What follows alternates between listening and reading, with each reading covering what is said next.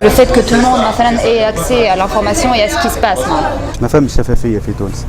وقت اللي انا ما عندي حتى سؤال كي كونسيرن مون بيي ما نجمش نجاوب عليه. ما عند الحكومه اللي كي تعمل حاجه ولا تعمل برنامج ولا تعمل مشروع ولا حكايه تقول عليه العباد تخبر عليه، هذه هي شفافيه.